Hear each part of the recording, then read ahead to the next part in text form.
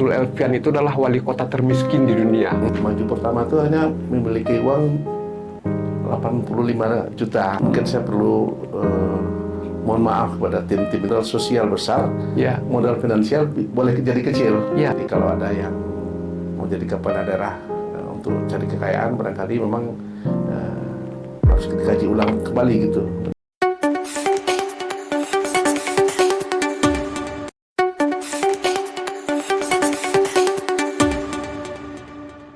Assalamualaikum warahmatullahi wabarakatuh. Waalaikumsalam warahmatullahi wabarakatuh. Jumpa kita dalam Haluan Podcast, sebuah program dari Harian Haluan untuk mendiskusikan beberapa hal isu aktual dengan narasumber kompeten. Alhamdulillah, pada kesempatan perdana ini kita kedatangan tamu spesial. Kita bersyukur beliau bisa meluangkan waktu hadir di sela-sela kesibukan beliau sebagai seorang pemimpin daerah. Tamu itu adalah yang bagi kami di Harian Haluan mempunyai nilai yang besar artinya karena memiliki beberapa rahasia besar. Nah, inilah pada kesempatan ini akan kita coba bongkar rahasia-rahasia dari seorang tokoh yang hadir pada hari ini. Mari kita sapa, beliau itu adalah Pak Haji Zul Elfian Umar Datuk Tianso, SH MSI, Wali Kota Solo 2 periode, dan sebelumnya juga menjadi Wakil Wali Kota 1 periode sebelumnya. Assalamualaikum Pak Wali. Waalaikumsalam warahmatullahi wabarakatuh, Pak Zul. Alhamdulillah, terima kasih Pak Wali sudah berkenan hadir di podcast Haluan yang perdana ini. Di sela-sela kesibukan Bapak masih menyempatkan diri hadir gitu kan ya. Alhamdulillah. Bagi kami Pak, sebagai orang media tentu mencermati sebagai pejabat publik, Pak Zul Elfian punya publikasi yang sedemikian banyak di media-media. Tidak hanya ratusan, bahkan ribuan banyaknya. Bagi kami haluan yang paling menarik hari ini adalah tentang adanya isu bahwa Pak Zul Elfian itu adalah wali kota termiskin di dunia. Dan itu tidak hanya dari kalangan kelompok ASN Bapak gitu ya, termasuk juga dari masyarakat. 2 minggu yang lampau kami ke beberapa nagari di sekitaran lingkar Danau Singkara itu sebagian besar menyatakan bahwa Pak Zul Elfian itu adalah seorang wali kota yang termiskin di dunia gitu kan ya. Bagaimana Bapak merespon gelar yang aneh itu gitu kan ya? Silakan Pak. Alhamdulillah. Pertama kami ucapkan selamat kepada podcast Haluan, selamat kepada Pak Zul dan kawan-kawan di Haluan yang luar biasa memberikan informasi yang sangat dibutuhkan dan sangat berguna bagi masyarakat kita untuk mencerahkan masyarakat di Sumatera Barat, dan bahkan tentu saja kalau podcastnya tidak hanya di Sumatera Barat tapi bahkan dunia ini yang akan bisa distribusinya sampai dunia. Ya. Alhamdulillah. Kemudian terkait dengan sebutan ya yang memang beberapa orang menyatakan seperti itu karena dilihatnya LHKPN, dan memang kenyataannya memang seperti itu. Nah, dan alhamdulillah karena memang jadi kepala daerah sekarang itu tidak bisa menjadi kaya. Nah, kalau menjadi kaya malah jadi aneh. Nah, kok pendapatannya sekian? Gaji seorang wali kota berapa cuman Pak? 5,8 juta. 5,8 juta ya. Ya, itu yang bisa dibawa pulang ya. Dibawa pulang ya. Apalagi ya dengan beban karena memang dengan penampilan yang diberikan oleh negara, mobilnya, fasilitasnya, kita dianggap orang kaya gitu. Kalau sebutan ya sebenarnya alhamdulillah ya. Kalau penampilan ya, tapi sebenarnya jadi kepala daerah tidak menjanjikan jadi orang kaya, tapi mungkin bisa berkarya lebih banyak untuk berbuat untuk masyarakatnya. Jadi kalau ada yang mau jadi kepala daerah untuk cari kekayaan, barangkali memang harus dikaji ulang kembali gitu. Tapi kalau untuk pengabdian, insya Allah ya, karena memang dengan kekuasaan pengabdian yang begitu luas Pak pengabdian untuk katakanlah ada keinginan untuk perbaikan masyarakat kita, perbaikan kondisi daerah, banyak yang bisa dilakukan oleh kepala daerah. Kami menelusuri Pak, dari LHKPN beberapa tahun belakangan itu tidak ada yang tembus di dalam daftar itu KKN Pak Zul yang lebih melampaui 1 miliar gitu ya. Kisaran 300, 400, 500, 600 gitu kan. Kendaraan apapun transportasi, alat transportasi cuma tercatat sepeda motor Mio gitu Pak ya. Tidak punya kendaraan mobil gitu ya. Rumah pun belum, rumah pribadi ya. Itu pernyataan dari temannya Pak Zul itu, Pak Chandra Bahar, Wali Nagari Seniang Baka, yang teman masa kecil Pak Zul itu bercerita kepada kami. Hari ini kami mengkonfirmasi dengan Bapak, apakah memang benar seperti itu Pak? Betul ya sebenarnya, dan Mio itu pun istri yang punya. Oh iya, karena istri seorang PNS, ya dia punya pendapatan juga, dia bisa beli itu. Ada rumah di Padang, Pak Zul juga rumah di Padang yang dicicil oleh istri, sehingga dia punya rumah BTN di Padang. Alhamdulillah ada ya, untuk bisa kalau anak-anak dulu kan kuliah di sini, bisa rumah sederhana. Dalam pikiran kami bagaimana mungkin seorang pemimpin atau wali kota maju tanpa modal yang besar gitu Pak, ya kan? Nah dalam kenyataannya Bapak mulus 2 periode, tanpa ribut, tanpa riak gitu kan ya di Kota Solo itu. Setelah menjadi wakil 1 periode sebelumnya gitu kan ya. Bagaimana Bapak mensiasati atau bisa memenangkan kontestasi politik yang hari ini kita tahu bahwa politik itu keras Pak, ekstrim, dan tidak mungkin hanya membutuhkan dengan sumber daya intelektual, jaringan, rekam jejak, tetapi juga harus ada sumber tas yang besar gitu kan Pak. Bagaimana Bapak melewati itu di Kota Solo dengan aman? Alhamdulillah Pak Zul, kami bekerja dulu pernah dibesarkan di Solo, pendidikan di Solo, SMP, SMA, dan bekerja sebagai ASN di Kota Solo, dan tentu saja cukup dikenal dan mengenal warga kota, dan ada hubungan emosional ya dengan warga kota. Nah, sehingga dalam masa menjadi ASN adalah modal sosial. Nah, dalam saya coba rumusnya, ketika modal sosial besar, modal finansial boleh jadi kecil, boleh kecil. Itu titik keseimbangan. Keseimbangannya. Tapi kalau modal sosialnya kecil, terpaksa finansialnya besar. Nah, alhamdulillah ketika kita pernah mengabdi Kabak Kesra, Kepala Dinas Sosial, sehingga juga memimpin sejumlah organisasi kan? Juga pernah memimpin organisasi dari KNPI, dari MUI, sehingga kita kawan-kawan itu boleh dikatakan relawan, tidak ada yang menuntut uang, sehingga kita yang mendorong malah masyarakat sebenarnya yang untuk maju kepala daerah ini. Jadi alhamdulillah dengan finansial yang sebenarnya tidak masuk akal juga. Waktu itu maju pertama itu hanya memiliki uang 85 juta. 85 juta? Ya, uang istri juga. Sangat tidak masuk akal, Pak ya. Impossible ya misinya itu ya. 85 juta, itu uang istri juga sebenarnya udah dilihat apa persediaannya. Sebenarnya istri gak keberatan maju ikut-ikut, tapi karena ada juga yang pihak-pihak meyakinkan, ikutlah demi daerah. Alhamdulillah Allah takdirkan. Lanjut. Periode kedua sebenarnya saya nggak mau lagi Pak Zul, melihat beratnya beban seorang kepala daerah, sudahlah. Tapi partai menugaskan kembali ikutlah, karena nggak ada di Sumatera Barat waktu itu dari partai kami yang Nasdem ya. Tapi akhirnya ikut, tapi Allah takdirkan kembali bisa untuk periode kedua di Kota Solo.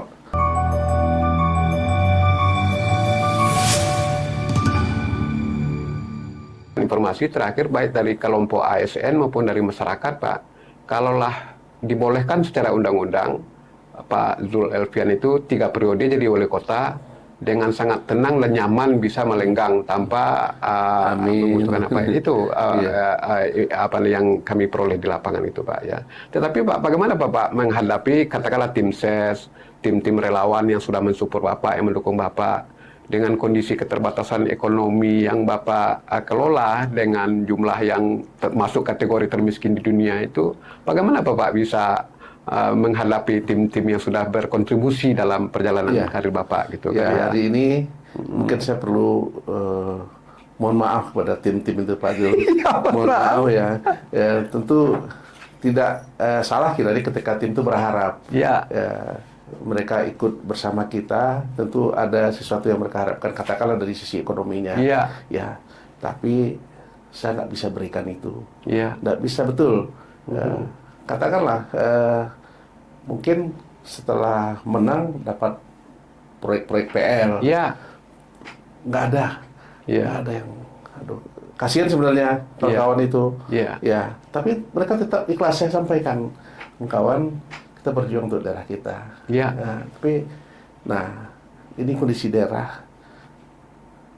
nggak punya rumah sakit daerah. Satu-satunya di Sumatera Barat tidak punya rumah sakit Kota Solo nggak punya. Lihat, kawan-kawan lihat.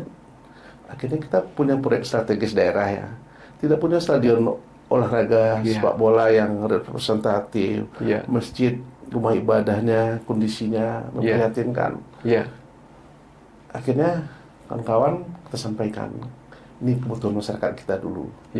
Nah, sabar, tapi ada juga mungkin marah juga ya, Pak Zul. Tapi gimana lagi kan, kita mah nggak ada lagi. Kemampuan keuangan daerah juga terbatas. Kita juga lebih utamakan untuk kepentingan daerah terlebih dulu. Terhadap masyarakat yang kita yang kurang mampu. Gitu. Tetapi paling tidak dari data yang kami peroleh di lapangan Pak, termasuk juga dari pihak jajaran Pemko sendiri, itu Bapak sudah mewariskan sebetulnya nilai-nilai tambah untuk Kota Solo yang jauh lebih luar biasa gitu ya. Amin. Ya kan. Dari sisi IPM bagus, meningkat bagus. Dari penduduk miskinnya nomor 2 terbaik di Sumatera Barat. Gitu ya. 10 besar di Indonesia kan Pak. Dari sisi peningkatan penduduk miskin ekstrimnya, alhamdulillah 2024 juga kami dapat data 2023 sudah tuntas gitu kan ya. Termasuk juga dari aspek pembangunan bidang keagamaan di Kota Solo gitu ya. Kami punya catatan ada 30-an masjid yang sudah dibangun, yang direnovasi. Pertanyaannya Pak, kenapa Bapak memilih pilihannya untuk mewariskan seperti itu di Kota Solo hari ini gitu ya? Apa yang malah terbelakangi Bapak memberikan legacy ya dalam bentuk-bentuk yang imaterial lebih banyak di situ gitu kan ya. Tentu saja memang kita melihat kondisi kota ini, ada rasa memiliki kota itu, kemudian ada rasa tanggung jawab lah, sedikit tanggung jawab untuk ikut memberikan kontribusi terhadap kota itu. Nah inilah kita ajak OPD, kita ajak masyarakat. Alhamdulillah kita dibantu oleh seluruh stakeholder pemangku kepentingan di Kota Solo itu untuk mewujudkan apa yang menjadi mimpi kita. Kita belum punya ini, kondisinya Batang Lembang sering banjir. Bapak-bapak, gimana caranya? Harus kita ada kerelaan kita membebaskan tanah di pinggiran itu, karena kan tidak bisa diganti rugi. Alhamdulillah didukung oleh nenek mama kita. Nah, kondisi masjid kita, alhamdulillah, sekarang banyak yang mengusulkan lagi untuk renovasi masjid. Nah, kondisi angka kemiskinan, bagaimana kita? Kalau Nabi katakan tidak beriman kalau kita tidur dengan perut kenyang, sementara ada saudara kita yang tidak bisa tidur karena kelaparan. Nah, tidak beriman kita. Nah, ini harus mau berbagi kita. Nah, alhamdulillah, ASN dan seluruh para aghnia kita minta zakatnya. Zakat yang sebelumnya hanya 400 juta, tapi kita semuanya kita ajak bisa menjadi 5 miliar. Terkumpul, kita distribusikan oleh Badan Amal Zakat pada para duafa itulah, sehingga baik untuk kegiatan ekonominya, kegiatan untuk pendidikan, dan juga kegiatan untuk kesehatan dan lain-lainnya.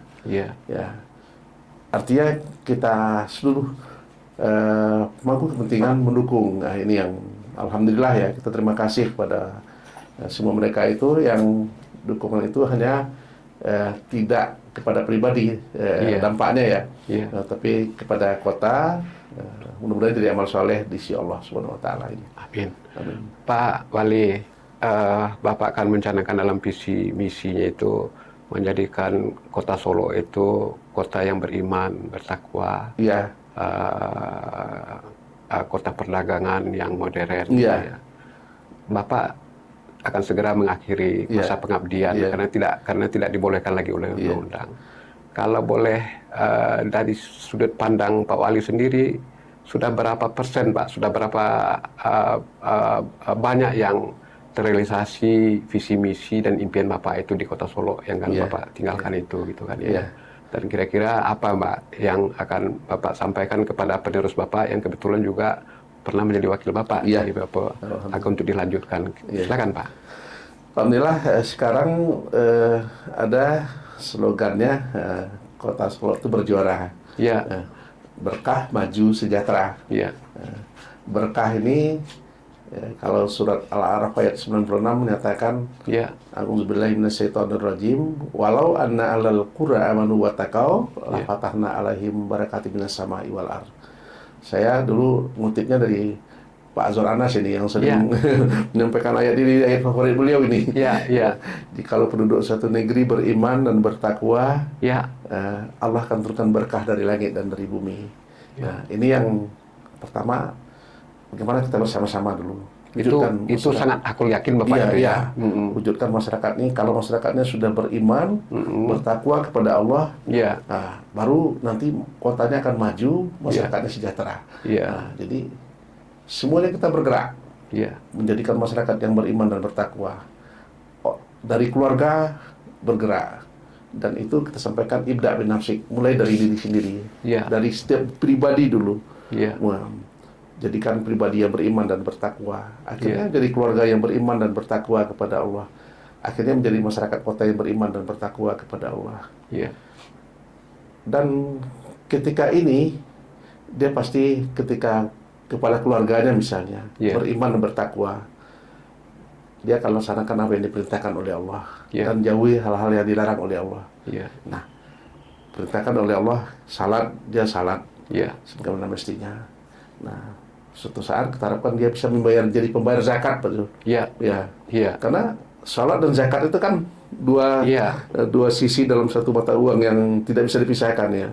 Aqimus shalah wa atuz zakah ya. Tidak terpisah Pak zakat ya. Jadi kita harapkan dia diberikan salat, suatu saat dia pembayar zakat. Doa kepada Allah. Mudah-mudahan diberikan rezeki oleh Allah. Nah, kemudian dia berbuat baik kepada keluarganya, berbuat baik kepada tetangganya, berbuat baik kepada masyarakatnya. Nah, semuanya kalau seluruh warga kota sudah menebarkan kebaikan di mana-mana, ada kebaikan-kebaikan, karena dia yakin ini perintah Allah. Nah, yang kaya tolong yang kurang mampu, yang tak mampu tolong juga yang kaya. Dengan apa? Dengan doanya misalnya. Yang Allah larang jauhi. Nah, kita sudah larang masyarakat kita judi, hal yang dilarang, minuman keras larang. Kemudian bahkan apalagi narkoba narkoba ini kita tawuran, balap liar, hal-hal bahkan yang sekarang masih apa juga seperti pernah saya sampaikan kepada Pak Zul sebelumnya. Menjadi perdebatan merokok aja. Kita ada program anti merokok dia diberi bonus karena kasihan ya, uang mungkin bisa untuk perbaikan gizi atau untuk konsumsi pangan keluarganya.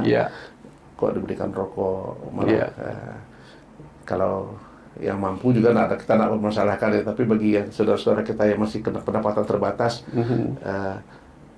jangan stop dulu lah rokok ini. Nah, kalau dia berhenti merokok, malah kita beri reward 1 juta rupiah Itu masih jalan Pak? Program pusat rehabilitasi dan berhenti merokok warga kota masih Puskesmasnya masih jalan sekarang. Nah, kemarin ada masalah sedikit ada orang sudah berhenti merokok, rupanya uangnya habis gitu.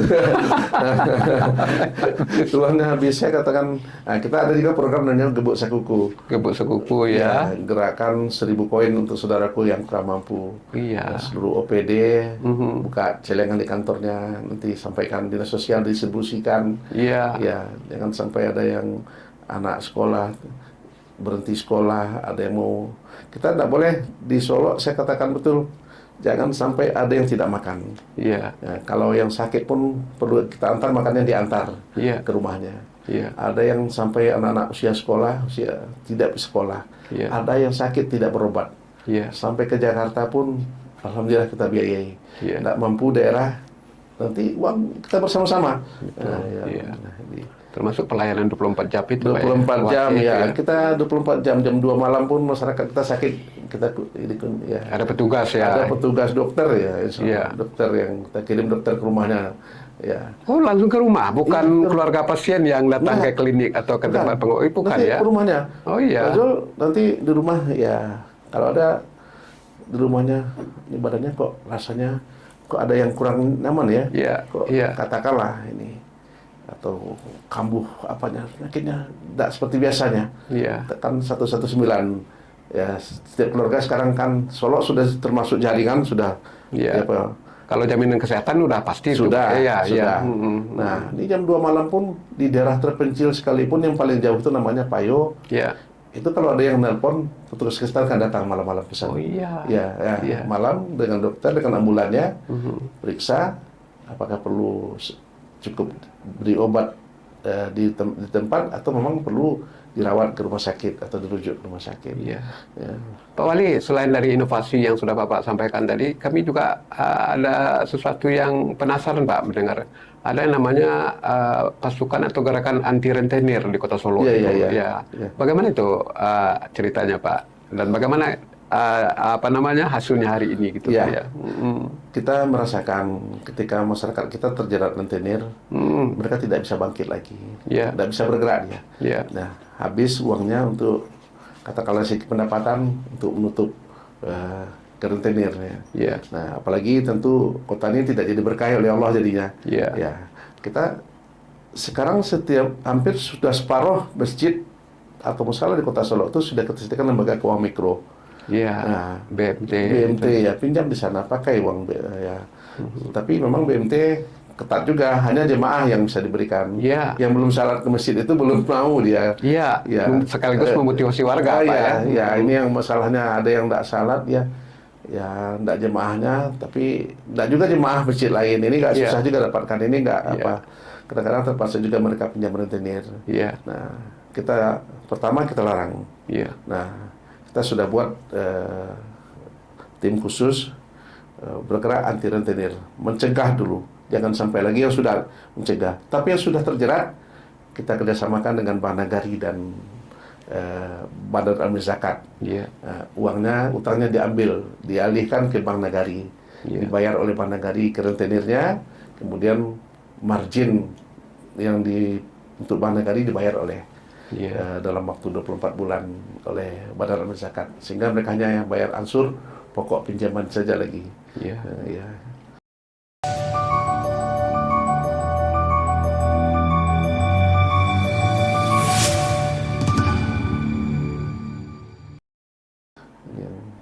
Itu jalan Pak ya? Jalan ya. Ini yang kita usahakan.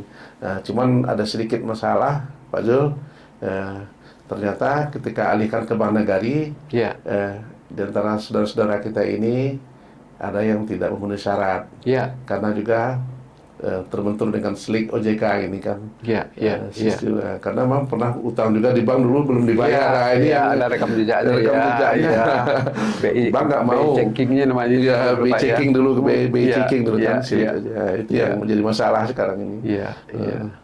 Pak Zul, ini kembali Pak ke rahasia ya, karena memang topik itu membongkar rahasia Pak Zul Elfian gitu kan ya.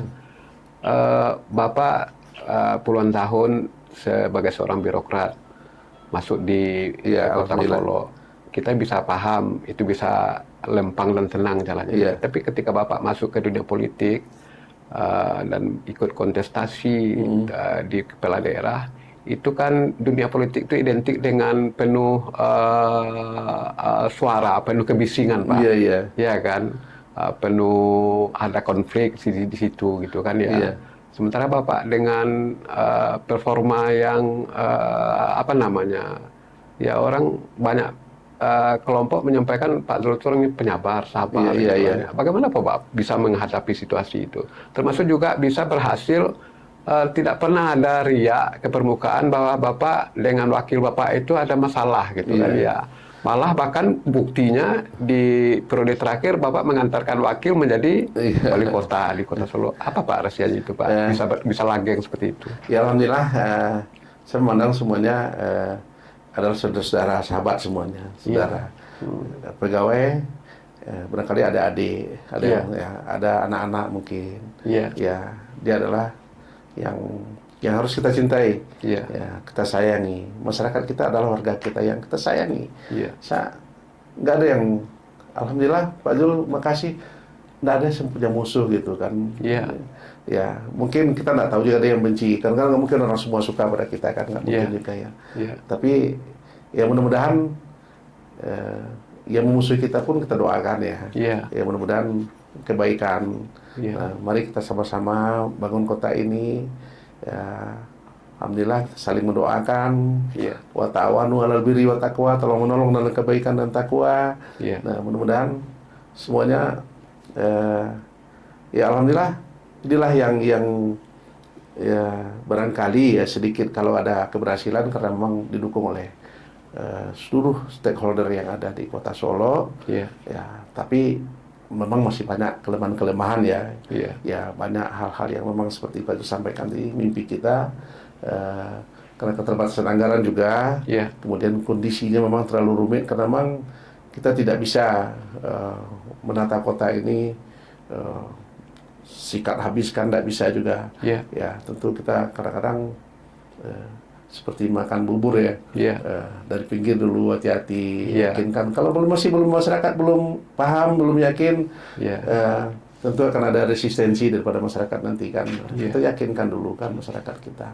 Nah, untuk meyakinkan kan butuh waktu, butuh kesabaran kadang-kadang. Iya. Nah, oleh karena itulah masih banyak sebenarnya apa yang kita inginkan, termasuk pembenahan pasar. Iya. Ya, pasar sudah kita bangun yang alternatifnya. Iya. Tapi untuk pindah kepada pasar baru ini Ya, kan membutuhkan waktu, ya. oh, jangan-jangan di tempat baru nanti nggak laku. Iya, Kan iya. butuh sebenarnya. Iya. Jadi Kalau stadion udah Sudah, jalan Pak ya. alhamdulillah. Ya, RSUD udah sudah kan, Pak, ya. sudah tinggal peresmian Pak Jor. Peresmian, Pak iya. Menteri Kesehatan Iya. sudah janji akan meresmikan. Ini di penghujung nih Pak. Iya. Ya, wali kota kalau gubernur tanggal 7 kabarnya Pak di Iya. Kalau wali kota mungkin menunggu MK seluruhnya dulu Iya. Pak. Iya. Pak, dari capaian itu apa yang Bapak titip dengan penerus Bapak untuk ya mungkin ada impian-impian yang belum maksimal hasilnya hari ini, apa yang harus dilakukan oleh Kota Solo ya ke depan gitu kan ya dengan kepemimpinan baru ini?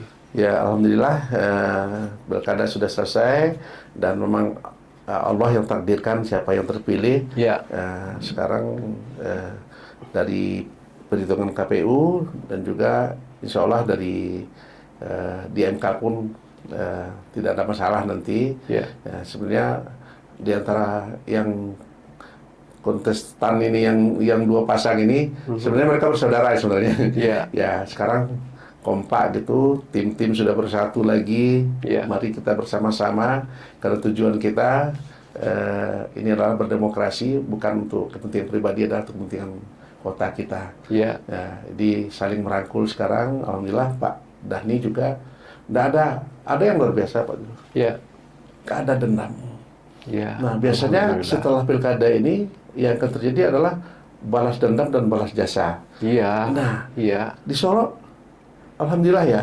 Iya. Saya lihat Pak Dhani dengan orang yang dulu berseberangan, Iya. ya, berangkulan, senyum, Iya. ya, nggak ada persoalan rasanya. Ini yang kita lihat ini. Kita Iya. maksudnya ini kalau dan memang semuanya jalan di aturan. Iya. Kemudian tim juga setelah selesai kembali ke apa masing-masing. Iya. Ya, yang kerja. Ya, ke habitatnya kembali Pak ya. Iya. Kembali. Ada juga yang, sehingga alhamdulillah sekarang kita sangat nyaman. Iya, Nah, alhamdulillah. nggak ada Pak yang sekarang pegawai cemas kan. Wah, ini kemana nih? Iya, kita juga mendengar itu Pak. Tidak ada kekhawatiran di jajaran ASN gitu kan, siapapun yang apa gitu kan ya. Iya. Pak, ini kan sebetulnya dalam perjalanan pengabdian Bapak, kita nggak tahu gitu apa ya. Setelah selesai pengabdian ini, Bapak mau apa yang mau Bapak lakukan gitu kan ya? Apa mimpi Bapak lagi gitu kan ya? Iya. Yang jelas tentu sebagai warga kota, warga negara, apa yang bisa kita berbuat ya. Ya, sebagai apapun posisi kita, ya bisa memberikan manfaat lah bagi masyarakat kita. Niat karena Allah bagi kota ini dan bagi bangsa ini, apa yang bisa dibuat. Sepanjang masih dibutuhkan ya, sepanjang masih masyarakat membutuhkan, karena memang eranya kita kan harus sadar juga Pak Jul. Sekarang kalau saya kan eranya kolonial ini. Sama dengan saya piringan gitu kan ya. Sekarang udah milenial ya. Nah, kita lihat-lihat ya, kalau mereka masih butuh ya, barangkali nasihat, barangkali apa yang bisa kita lakukan. Pokoknya untuk kebaikan Pak ya. Untuk kebaikan. Sekarang tentu usia di atas 60 sekarang harus MPP gitu, masa persiapan pulang gitu. Masa persiapan pulang. Jadi targetnya itu bagaimana husnul khotimah. Amin. Pulang karena kita kan kalau dari pengabdian baik itu birokrat maupun politik, alhamdulillah husnul khotimah hari ini kan Pak. Kan nggak ada dikejar-kejar oleh KPK, oleh kejaksaan kan ada sekitar selama ini kan tapi ya. Tapi nggak tertutup kemungkinan Pak Zul. Yang namanya ya kan ada juga yang nggak semua orang senang dengan kita. Iya, pasti. Maklum, ada yang melaporkan. Sempat juga kita klarifikasi ke pihak APH. Melaporkan punya rumah di Jogja. Oh iya. Apartemen di Jakarta. Saya bilang kalau ya di mana gitu kan. Sekarang sita aja lah kalau ambil kalau ada, memang nggak ada gitu kan. Ada juga rumah seperti itu Pak ya? Ya ada juga ya. Melaporkan ya. Melaporkan. Tapi mungkin doanya mungkin. Tapi saya teringat ini kan cerita Bapak ini dengan filosofi Jambu Kaliang yang Bapak sampaikan waktu di Solo itu ya gitu kan. Jambu Kaliang itu kan dia berbuat saja untuk bisa sesuatu yang baik, bahwa orang lain berpersepsi yang salah, mau tidak membantu dia, itu urusan dia pula kan Pak. Apa itu filosofi Jambu Kaliang itu Pak? untuk pemirsa kita Pak. Di podcast itu. Yang kadang-kadang itu saya terinspirasi dari ucapan seorang wartawan haluan dulu, Pak Agus Susman namanya. Pak Agus Susman ya. Saya sering ke rumahnya karena anaknya teman saya, Bukhari namanya.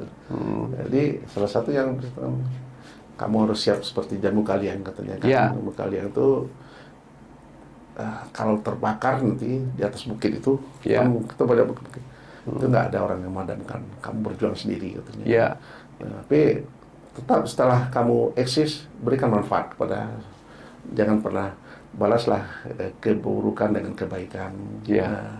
Jadi inilah yang Jambu Kaliang tumbuh sendiri, rawat sendiri. Tapi kalau ada bisa buat kebaikan, buat kebaikan. Dia buahnya bisa dimakan orang, kayunya bisa untuk masak, dia bisa menyuburkan jadi penahan erosi ya. Erosi. Dia di bukit-bukit. Di bukit-bukit ya. Ini salah satu filosofi Jambu Kaliang dulu yang Ambo ketika kita acok manjak jambu itu di kampung. Pak Zul Elfian lahir di Selingkah dan Singkara. Nanti kita buat apanya Pak ilustrasi. Tapi ada pertanyaan Pak sebetulnya terkait dengan itu.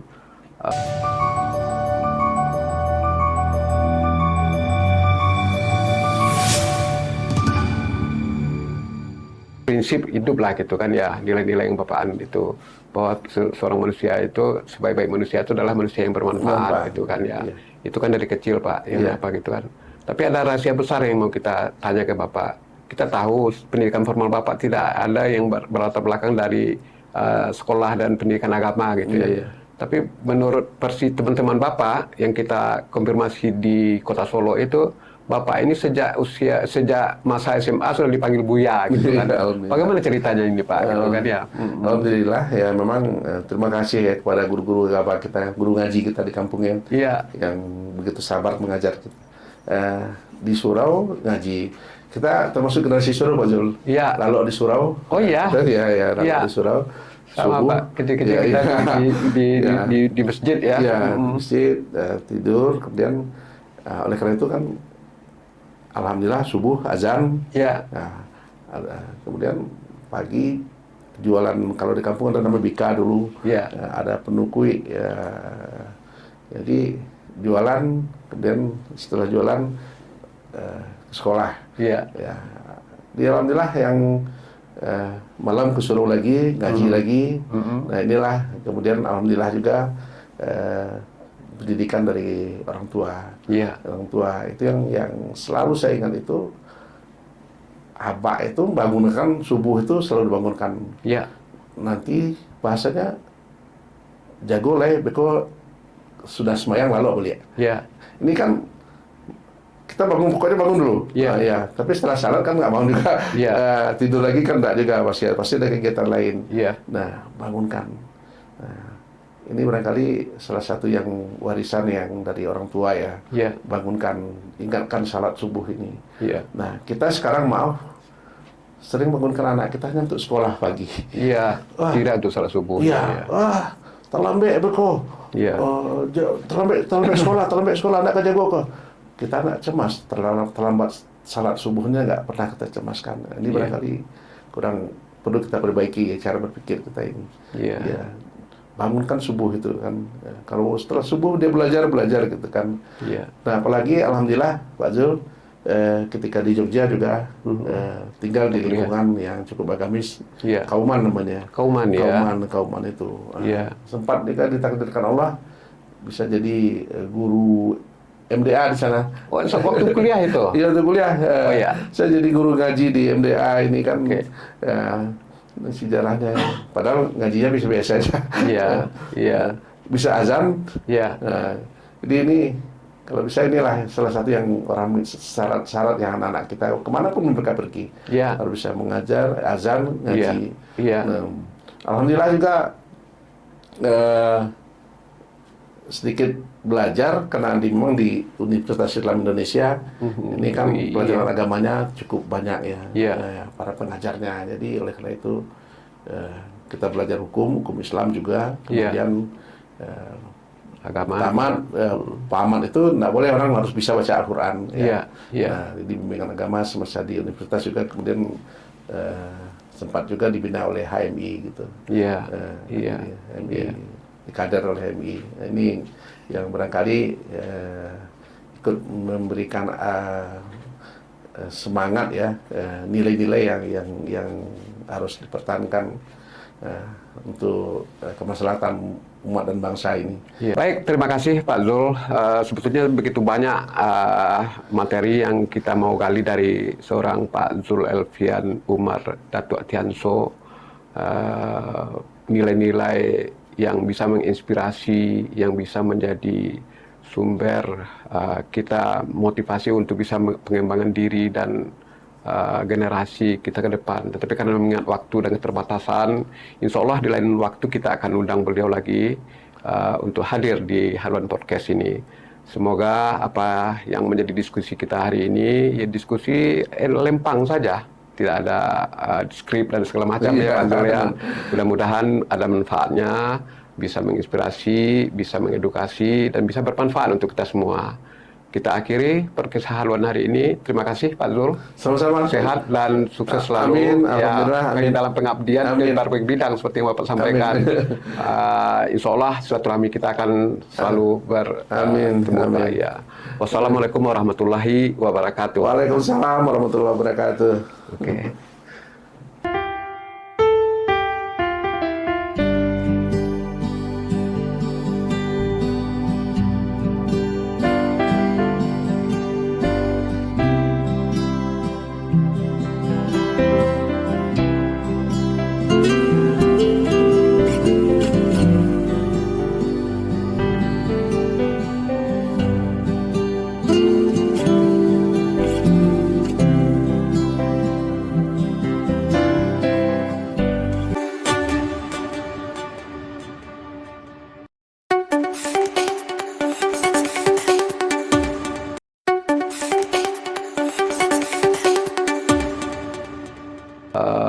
apa